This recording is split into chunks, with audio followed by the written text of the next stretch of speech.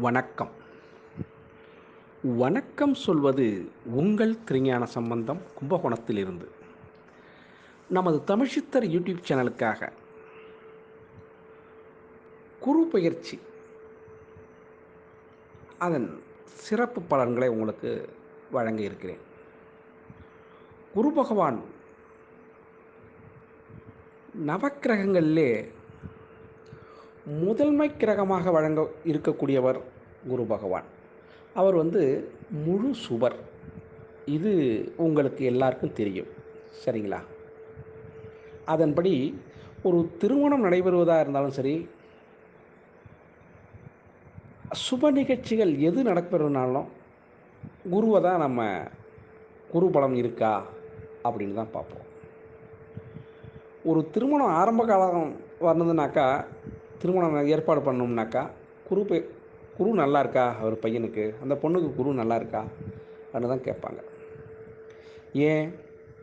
அவர் இருந்தால் தான், அவருடைய பார்வை இருந்தால் மட்டும்தான் அது அந்த திருமணமோ அந்த சுப சடங்குகள் எல்லாமே சுபிட்சமாக நல்லாயிருக்கும் என்பது ஐதீகம். அது உண்மையும் கூட. ஆனால் குரு பகவான் இருக்கிற இடத்த விட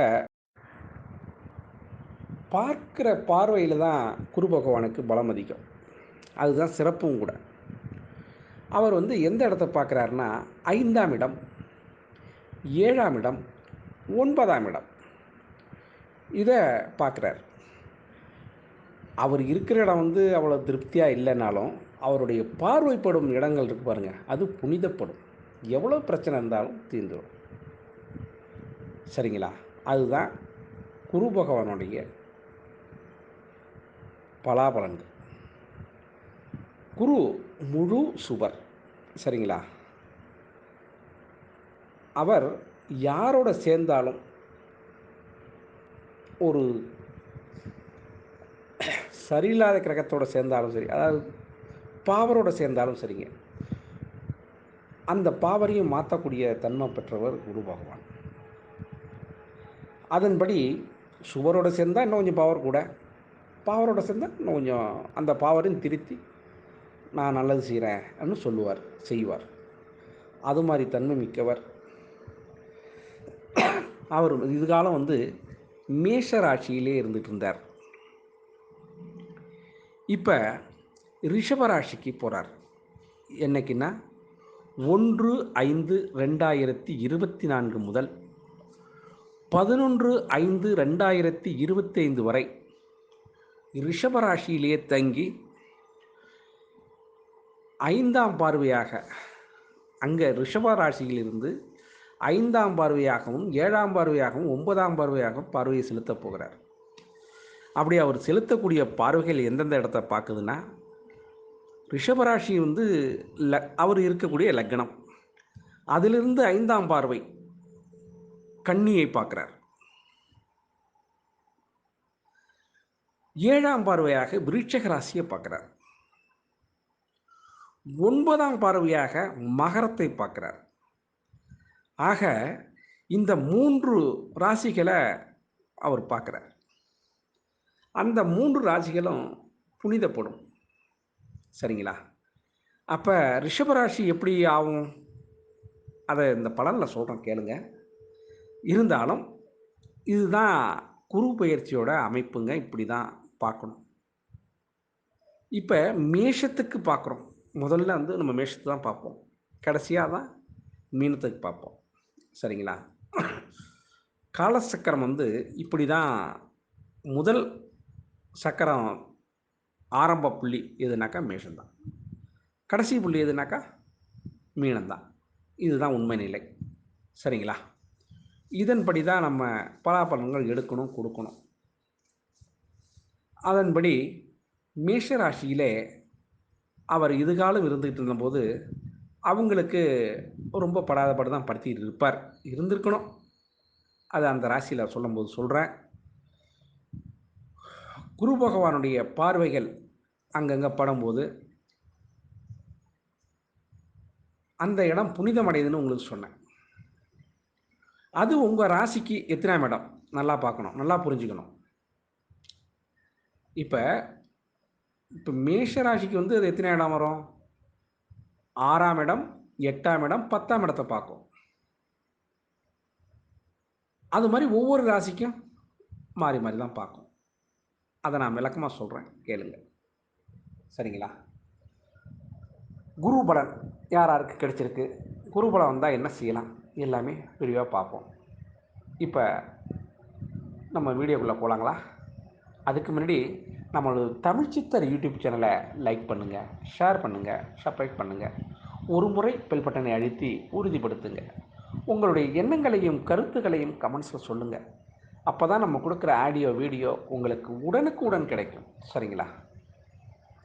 வாங்க வீடியோக்குள்ளே போகலாமா? விருட்சக ராசி, விருட்சக லக்னத்தில் பிறந்த அன்பர்களே, உங்களுக்கு இந்த குரு பகவான் என்ன செய்கிறார், எப்படி இருக்கார், இந்த பயிற்சியில் உங்களுக்கு நன்மை உண்டா, இல்லை புதுமைகள் ஏதாச்சும் நடக்குமா என்று அவரோடு நீங்கள் காத்திருப்பீங்க. வாங்க இப்போ வீடியோக்குள்ளே போகலாம். விருட்சக ராசி அன்பர்களுக்கு உங்களுக்கு கலத்திரஸ்தானத்தில் 7ஆம் இடத்துல குரு பகவான் வந்திருக்கார். அவர் 7ஆம் இடத்துக்கு வந்த விசேஷம் தானே. அங்கேருந்து அவர் எதை பார்க்குறார்? உங்களுடைய லக்னத்தை பார்க்குறார், 3ஆம் இடத்தை பார்க்குறார், 11ஆம் இடத்தை பார்க்குறார்.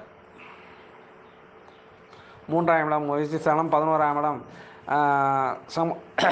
லாபஸ்தானம், இதெல்லாம் வந்து அருமையான இடங்களை அவர் நோக்கிறார். அதனால் விருட்சக ராசி அன்பர்களுக்கு யோகம் யோகம் யோகம்தான், அதில் மாற்றம் இல்லை.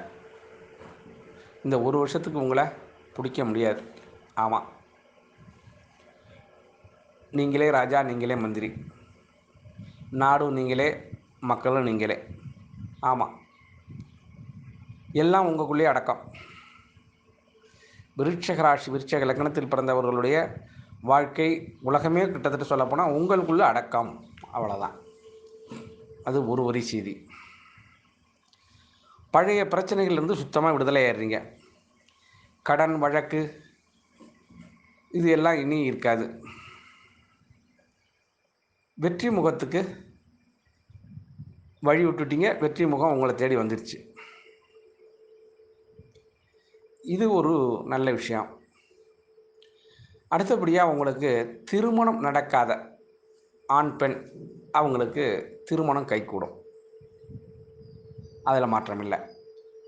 படிப்பு அருமையாக நல்லா வருங்க, அதுலேயும் சந்தேகம் வேண்டாம். விருட்சக ராசி குழந்தைகளுக்கு கல்வியில் மேன்மை உண்டு, அதில் மாற்றம் இல்லை. இது நிதர்சன உண்மை. சரிங்களா? மற்றபடி விருட்சக ராசி, விருட்சக லக்னத்தில் பிறந்த அன்பர்களின் வீட்டில் சுப நிகழ்ச்சிகள் அரங்கேறதுக்கான வாய்ப்புகள் உண்டு. அது நடைபெறும், அதுலேயும் மாற்றம் இல்லை. சரிங்களா?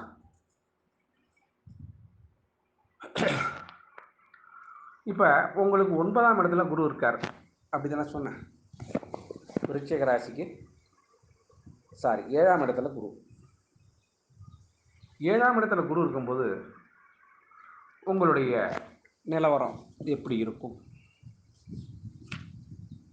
அப்படின்னு பார்த்தாக்கா, அரசாங்கத்தில் உங்களுக்கு ஆதரவு உண்டு.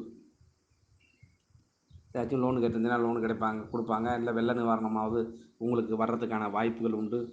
ஏதேனும் அரசு துறையிலிருந்து உங்களுக்கு வாய்ப்புகள் உண்டு. அது மாதிரி பெரியோர்கள் சந்திப்பு உங்களுக்கு கிடைக்கும். விஐபியோட சந்திப்பெல்லாம் கிடைக்கிறதுக்கான வாய்ப்பு உண்டு. சமூகத்தில் உங்களுடைய கௌரவம், அந்தஸ்து இதெல்லாம் உயரும். நீங்கள் கையிலே காசு இல்லைனாலும் ஊரில் என்ன சொல்லுவாங்க, அப்பா அவருக்கு என்ன, அவர்லாம் பெரிய ஆளியா ஆன்னு தான் சொல்லுவாங்க. அடுத்தவங்களை அசர வைக்கக்கூடிய தன்மை உங்கள்கிட்ட இருக்கு. அது மாதிரி உடல்நிலையில் நல்ல ஆரோக்கியம் ஏற்படும், எந்த பிரச்சனையும் இருக்காது. குழந்தை இல்லாமல் இருக்கிற விருட்சக ராசி அன்பர்களுக்கு குழந்தை பாக்கியம் நிச்சயமாக உண்டு, அதில் மாற்றம் கிடையாது. குழந்தை பாக்கியம் ஏற்படும். செய்தொழிலில் நல்ல ஆதாயம் உண்டுங்க. அது மாதிரி தொழில் செய்கிறதுக்கு நல்ல உற்சாகம், புதிய தெம்பு எல்லாமே உங்களுக்கு வந்துருச்சு.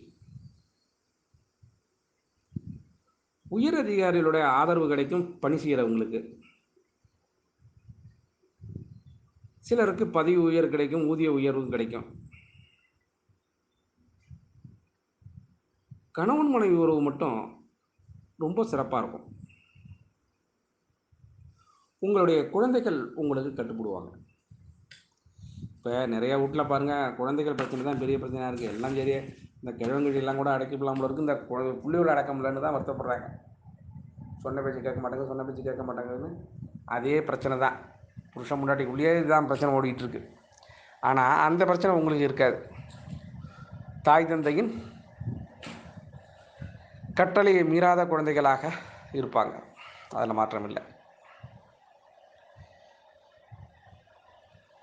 உங்களுக்கு திடீர் வருமானம் வர்றதுக்கான வழித்துறையும் இருக்குது.